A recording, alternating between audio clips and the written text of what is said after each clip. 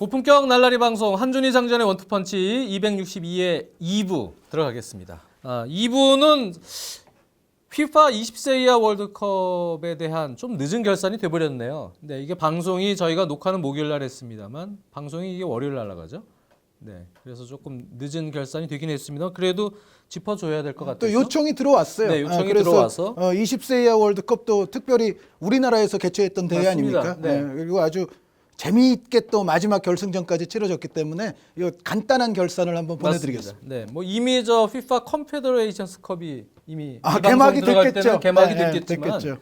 좀 늦은 감이 있어서 죄송하긴 합니다만 20세 월드컵 결산을 근데 저희가 요청이 들어왔고 마무리를 하겠습니다. 일단 잉글랜드가 FIFA 주간 대회 51년 만에 우승을 했습니다. 일부 수축 선수를 또 21세 이하, 21세 이하로 보냈다는 얘기는 그 선수들 잘한다는 얘기입니다. 뭐 성인 대표인 마커스 레시포드야 뭐 당연히 이번 대회에 참여를 못하는 어떻게 보면 그런 상황에서 이번에 멤버를 꾸렸는데 그래도 기대하고 있었던 거는 이번 멤버들이 선수층이 좀 두껍다. 그 외에도 좋은 선수들이 많다. 결국 이제 그러한 과정에서 차분하게 시작한 대회였는데요. 우승까지 했습니다. 잉글랜드 현지에서도 놀랬고 이 연령대 대표팀이 사실 와서 지금 우승하리라고는 전혀 생각을 못했던 것 같아요. 잉글랜드 주요 언론들을 보면은 네. 초반에는 보도가 별로 없다가 거의 없었죠. 이제 한 4강 이때쯤 되니까는 보도가 커졌어요.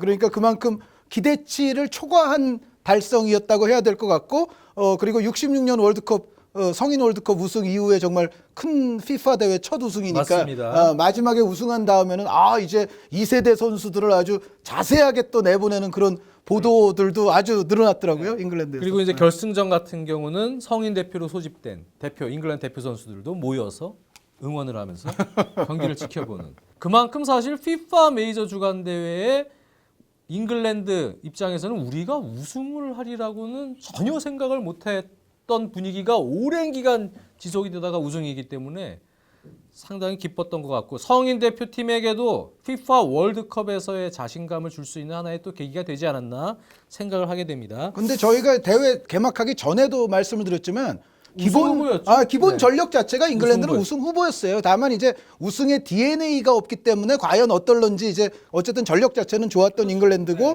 교체 자원들이 나와도 그렇게 손색이 없는 경기력을 맞습니다. 보일 수 있을 정도의 전체적인 로테이션의 여유도 좀 있었던 잉글랜드고요. 그리고 전체적인 대회를 봤을 때 공격과 수비의 밸런스가 잉글랜드가 가장 좋았던 것 같습니다. 그러니까 어떤 팀은 좀 예를 들어 잠비아 같은 팀은 아주 화끈하잖아요. 그냥 정신없는 공격이에요. 그런데 그 대신 또 실점도 정신없이 하는 경우가 많은데 무질서하게. 그런데 뭐 공격이 특별히 강한 팀들이 몇 팀 있었고 또 수비가 또 특별히 강한 팀들이 몇 팀 있었습니다만 잉글랜드는 공격도 좋고 제가 봤을 때는 수비도 괜찮은 전체적인 밸런스 면에서 우승팀의 자격이 있었고요. 저는 이번 대회 잉글랜드 우승에 또 하나 느낀 게 뭐냐면 잉글랜드가 승부차기를 안 하면 우승할 수도 있구나.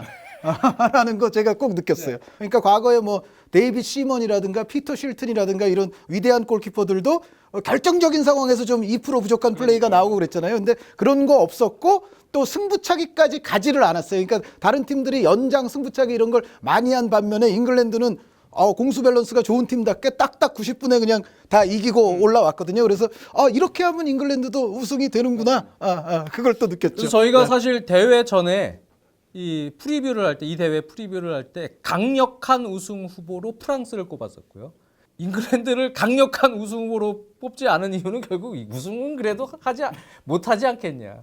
기니전에서 참 그다음 경기. 그래서 그럼 그렇지라고 좀 허탈해한 느낌도 있었는데 결국 우승까지 와서 또 어떻게 보면은 또 잉글랜드를 좋아하는 팬들에게는 신선한 대회가 되지 않았나 생각이 들고요. 이번 대회를 통해서 전 세계 팬들에게 또 각인을 시킨 라이징 스타를 10명 정도 한 의원님과 한번 뽑아봤습니다. 저는 이번 대회 엔트리가 21명 아닙니까? 네. 그래서 제 21명 팀을 하나 만들어 왔어요. 제가 먼저 읽을까요? 21명을 지금 21명 만들어 왔어요. 합니다. 예. 골키퍼 베네수엘라 파리네스, 네. 잉글랜드 우드먼, 우루과이의 멜레. 네. 3명이죠, 골키퍼가. 수비수 우루과이의 로헬, 미국의 파머 브라운, 이탈리아의 로마냐, 포르투갈의 왼쪽 측면 수비죠. 유리 히베이루, 잉글랜드의 오른쪽 존 조케니, 네. 그리고 베네수엘라의 오른쪽 로날드 에르난데스. 그리고 이제 미드필더는 양헬 에레라 선수 베네수엘라의, 잉글랜드의 루이스 쿡 선수, 잠비아의 에마누엘 반다 선수, 우루과이의 니콜라스 디에고 델라크루스 선수, 포르투갈의 샤다스 선수, 이렇게 이제 미드필더를 뽑아왔고요.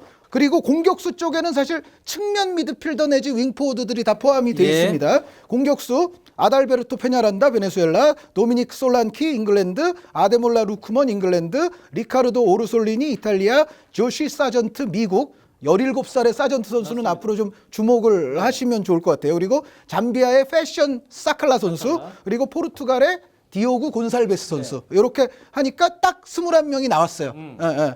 21 장 의원님의 명이구나. 그럼 10을 저는 이번에는 10을 들어보죠. 뽑았어요. 예. 잉글랜드의 루크먼, 프랑스의 오기스탕, 미국의 조시 사전트, 잠비아의 패션 사칼라, 우루과이의 델라크루즈, 포르투갈의 샤다스, 그리고 베네수엘라의 페냐란다. 여기까지 지금 다 있죠. 오기스탕 안 오기스탕 뽑았어요. 안 저는. 뽑으셨구나. 네. 한 의원님 명단에 없는 선수가 저는 대한민국의 이승우 선수, 네. 일본의 도안 리츠, 네. 이탈리아의 저는 비탈레 선수. 네. 미드필더. 예, 저는 전체적으로는 뭐 요 팀마다 다른 또 잘했던 선수들도 있는데 제가 경기를 직접 보고 또 중계를 하면서 느꼈던 선수들 베스트 10을 이렇게 뽑았습니다.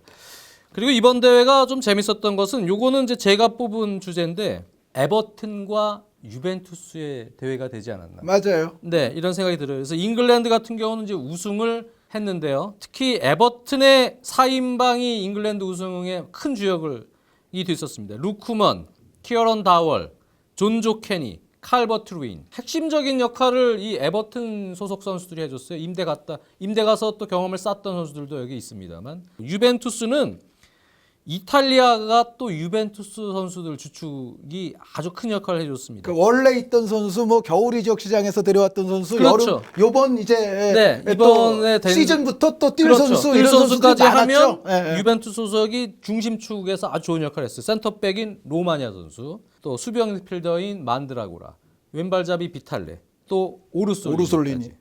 이 유벤투스 소속 선수들이 또 이탈리아를 아주 또 어떻게 보면 예상 밖의 성과로 만든. 그래서 저는 에버튼과 유벤투스가 큰 역할을 했다. 네. 그리고 네, 가장 그렇게 돋보였고, 잡았어요. 근데 다만 이제 유벤투스 팬들은 특히 중앙 미드필드 쪽에서 만드라고라 선수와 그리고 우루과이의 벤탄쿠르 선수가 활약이 좀 별로였어요. 그렇죠. 이번 때 전체적으로 보면. 생각보다 별로였어요. 그리고 만드라고라 선수는 물론 부상에서 어떻게 보면 지금 100% 원래의 상태로 돌아오지 못한 느낌도 좀 있습니다만, 전체적으로 보면은 만드라고라, 벤탄쿠르 요 중앙 미드필더들의 폼에는 유벤투스 팬들이 약간은 이제 긴가민가 이거 잘 할 수 있는 선수들일까? 약간 그런 의구심은 좀 생길 것 같아요. 기대보다는 조금 저하됐죠. 네. 근데 로마니아, 비탈레, 오르솔린 정말 잘했어요. 그건 좋았죠. 네. 특히 전 두다멜 감독의 그 눈물. 네. 우루과이전의 종료 직전에 그 소사 선수의 아주 극적인 왼발 프리킥 골로 결국은 이제 승부차기로 끌고 가서 승부차기에서 우루과이를 제끼고 이겼을 때 두다멜 감독이 눈물을 흘리던 장면이 전 상당히 이제 인상적이었는데, 그 경기 후에 두다멜 감독의 코멘트 또한 그렇죠. 전 세계적으로 아주 감동과 반향을 많이 불러일으켰는데, 베네수엘라의 17세 소년이 그 어지러운 국내 정세 속에서 맞습니다. 사망하지 않았습니까? 아주 정말 불행한 일이 있었는데, 또 소사 선수는 같은 17세로서 진짜 멋있는 골로서 베네수엘라 또 궁극의 승리를 이끌었잖아요. 그래서 그 17세 소년과 17세 소년을 대비시켰던 그 두다멜 감독의 그 멘트는 정말 세계적으로 반향을 크게 일으켰던 것 같아요. 그리고 또 그 멘트와 함께 그 전후 배경을 들어보니 국내 그 정세가 뭐 지금 한 2, 3개월 동안 이제 본격적으로 그 반정부 시위가 계속 일어나면서 한 70명 정도가 사망했다 그래요. 거기에 가장 최근에 그 죽은 소년이 이제 17세 소년이라고 그럽니다. 그래서 막 범죄 행위, 뭐 약탈 행위가 막 일삼아지고 경제 파탄으로 나라가 완전히 망가진 상황에서 이번 대회에서 근데 극적인 승부가 일어나다 보니까 눈물이 이제 한꺼번에 쏟아졌다. 저는 두다멜 감독을 굉장히 좋게 보는 게요. 그 두다멜 감독이 언제 부임했냐면 코파 아메리카 센테나리오 한두 달 전에, 맞습니다. 한두 네, 달 바로 전에 부임을 했어요. 부임을 했죠. 그런데 그 전에 베네수엘라 대표팀의 상태가 그 베네수엘라 지원도 뭐 거의 안 되고 베네수엘라 뭐 대표팀 엉망이었- 선수들이 엉망이었습니다. 네. 그러니까 그 대표팀 선수들이 특히 이제 베네수엘라가 사실 멤버가 결코 나쁜 나라가 아니거든요. 유럽에서 뛰는 빅리그에서 뛰는 선수들도 꽤 많은 나라인데 이 빅리거들이 특히 거의 파업을 해버렸어요. 그런 상황에서 두다멜 감독이 코파 아메리카를 맡았는데 아시다시피 토너먼트 진출. 8강까지 갔어요. 그래서 이 두다멜은 제가 봤을 때는 흙 속의 진주 같은 맞습니다. 남미의 명장이라는 생각이 듭니다. 이번 대회도 그렇게 그 베네수엘라 협회나부터 지원이 그렇게 왕성하게 들어오질 못한 상황이었어요. 아주 좋지 않은 여건에서도 들어와서 큰 성과를 이뤄냈기 때문에 역시 이런 어려운 환경에서 두다멜 감독의 눈물이 나왔던 것 아닌가 생각이 들고요. 그리고 또 하나의 주제는 역시 이번 대회에 그래도 꿀잼 경기들을 많이 연출시켜주면서 대회의 질을 높여준 팀이 바로 잠비아입니다. 잠비아죠. 잠비아가 이번 대회 최고의 경기들을 거의 다 보여줬어요. 이란전 때 0대2로 이란 선수들 표정이 다 이긴 것 같은 그러니까요. 표정이었어. 네, 그래서 야 잠비아가 이란한테 이렇게 무너지는구나 했는데 한 골을 만회하기 시작하면서 잠비아의 엄청난 공격력이 폭발했습니다. 한 20여 분 됐나요? 한 20여 분 동안 4골을 몰아쳤어요. 그래서 단숨에 2대0 경기를 4대2로 역전을 시키면서 대승을 거둔 경기인데 그 경기도 저는 또 중계를 하면서 너무 재밌었던 경기입니다. 근데 원래 네. 이란과 잠비아의 기본 전력과 화력을 비교하면 4대2가 맞는 스코어 같아요. 네, 근데 경기 양상이 상당히 재밌게 전개가 됐었죠. 그리고 또 잠비아가 독일과 16강전 이것도 아주 재밌었어요. 명승부를 다 연출했습니다. 잠비아가요. 3대1로 이기고 있다가 막판에 한 골을 또 넣어서 이제 끝났구나. 잠비아가 이겼구나 싶었는데 종료 직전에 독일에게 2골을 연달아 실점을 하면서 연장에 들어가는. 근데 연장 가서 또 한 골을 잠비아가 넣었습니다. 네, 그래서 그게 또 맞는 그 결과예요. 네, 제가 4대 봤을 때는. 3으로 이제 잠비아가 결국은 이겼는데 이 경기 또한 최고의 명승부 중에 하나가 됐고 또 하나의 명승부 8강전에서 또 이뤄냈죠. 이탈리아전 때 2대 1로 잠비아가 이기고 있다가 이탈리아는 또 이 퇴장을 당했죠. 페첼라 선수가 네, 네. 왼쪽에 수비수인데 오바레프에서 얼리 크로스를 올려주는 형태가 공격 주 루트 중에 하나예요.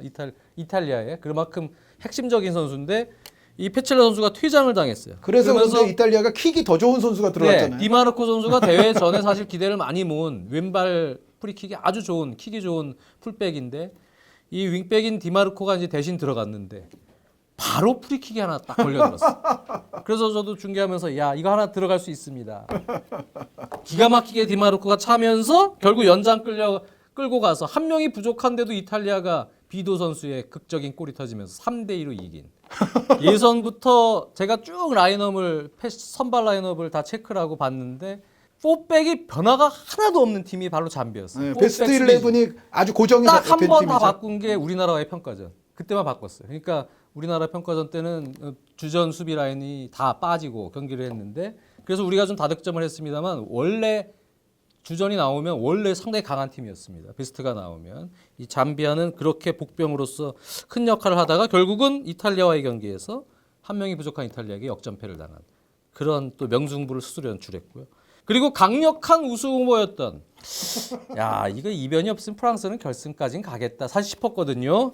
그런데 이탈리아에게 덜미를 잡혔습니다. 프랑스가 약간 얕잡아 보지 않았나라는 생각까지 들 정도로 좀 방만했어요. 네, 우에파 대회 때 4대 0으로 이탈리아를 이겼었기 때문에 전적으로 개인 기량에서는 사실 프랑스가 뒤줄 게 전혀 없는 상황에서 이탈리아의 전략적인 승부에 말려들었습니다. 그래서 아예 내려서서 역습 위주의 그리고 공격은 오르솔리니, 파빌리 딱 여기에 이제 하면서 잡아냈습니다. 2대 1로 프랑스를 잡아내면서 결국은 프랑스의 탈락. 이것도 하나의 이번 대회의 큰 이변이라고 볼 수 있겠죠. 이게 저는 좀 컸던 것 같아요. 프랑스가 예를 들어 잉글랜드 같은 팀만 해도 저 일무승부가 있지 않습니까? 기니전에서. 그러니까 조별리그에서 약간이라도 삐걱거리면서 뭔가 좀 안 됐던 부분에 대한 보완책도 찾고 이러면서 이제 토너먼트가 나가야 되는데 프랑스는 너무 쉽게 조별리그를 끝냈어요.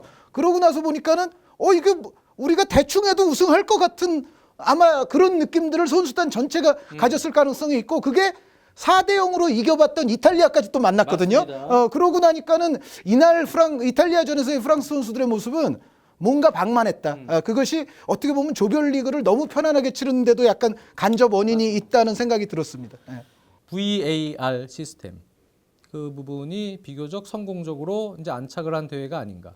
우려할 만한 부분은 많이 보이지는 않았는데 이제 앞으로 국제 대회나 또는 각국 리그에서 이 시스템을 계속적으로 차용할 때 우리 K리그도 이제 좀 그렇죠. 있으면 도입이 됩니다. 근데 저는 사실은 약간 우려가 되는 거 하나는 한의원님하고도 저번에 방송 중에 살짝 얘기를 했던 것 같은데 그거예요. 심판이 못 보더라도 비디오 판독 심판이 제한을 할 수 있죠. 요청을 예, 할 수가 예, 있습니다. 예. 근데 요청을 하는 게 이제 여러 사례가 있는데 보통 주심의 입장에서는 요청을 하게 되면 그림을 한번 보겠죠.